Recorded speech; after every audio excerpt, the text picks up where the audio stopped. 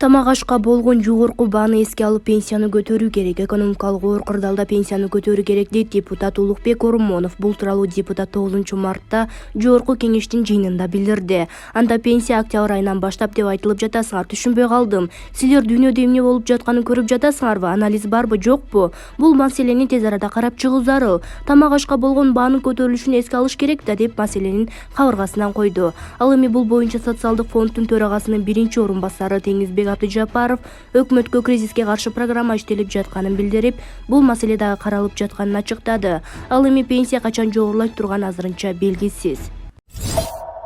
Адахан Мадумаровдун кол тийбестиги боюнча чечим чыкты. Жогорку кеңештин депутаты Адахан Мадумаровду кылмыш жоопкерчилигине тартууга макулдук бери боюнча түзүлгөн депутаттык комиссия чечим чыгарды. Бул тууралуу депутат Исхак Масалиев Аки пресс агенттигине билдирди.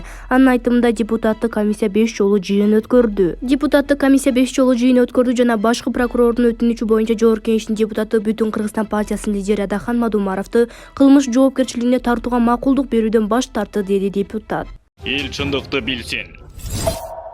Украинанын мурдагы президенти Зеленскийге кайрылуу жолдоду. Украинанын мурдагы президенти Виктор Янукович учурда өлкө башчы Владимир Зеленскийди куралдуу кагылышууну токтотууга чакырды. Анын кайрылуусун РИА Новости басылмасы жарыялаган.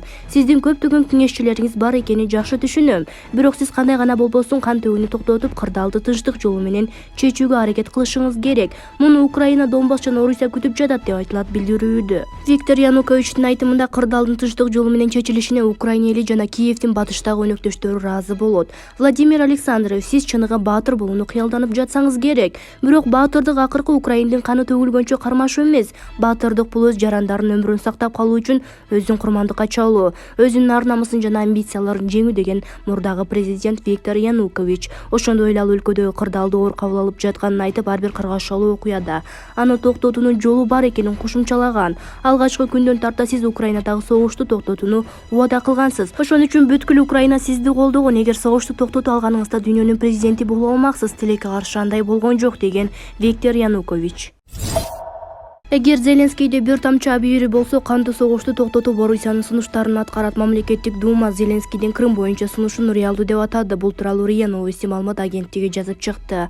Орусия Федерациясынын мамлекеттик думасынын Крым облусунун шайланган депутаты Михаил Шеремет Украинага Крымдын Орусиялык статусун таануу сунушу реалдуу жана ишке ашат деп билдирди. Буга чейин Орусиянын президентинин басма сөз катчысы Дмитрий Песков Киев Москванын шарттарын аткарса, атайын операциянын каалаган учурда токтотуу аларын билдирген. Башкача айтканда, Киев Крымды Орусиялык, ал эми Донецк менен Луганск республикалары көз карандысыз мамлекет катары таануусу керек.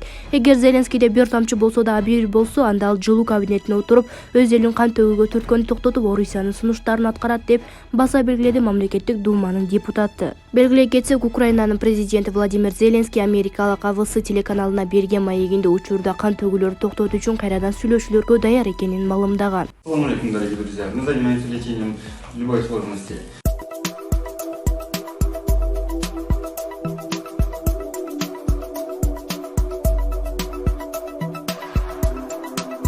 Президент Садыр Жапаров жаңы жарлыкка кол койду. Президент Садыр Жапаров Кыргыз Республикасынын мамлекеттик жарандык кызматчыларын жана муниципалдык кызматчыларын ротациялоо тартиби жөнүндө жобону бекитүү тууралуу жарлыкка кол койду. Бул тууралуу президенттин басма сөз кызматы билдирди. Жарлыктын максаты мамлекеттик жарандык кызматтын жана муниципалдык кызматтын натыйжалуулугун жогорулатуу, мамлекеттик органдарды жана жергиликтүү өз алдынча башкаруу органдарында Кыргыз Республикасынын жарандарынын кесиптик ишмердигинин жолун улануучулугун, туруктуулугун жана көз карандысыздыгын камсыз кылуу. Бул жарлык кызматчыларды ротациялоонун шарттарын жана тартибин аныктоого багытталган. Мисалы, ротациялоонун максаттары жана түрлөрү, ротациялоону өткөрүү жана кызматчынын ээлеген кызматта болуу мөөнөтү, кызматчыны ротациялоодо эмгек акы төлөө шарттары жана башкалар.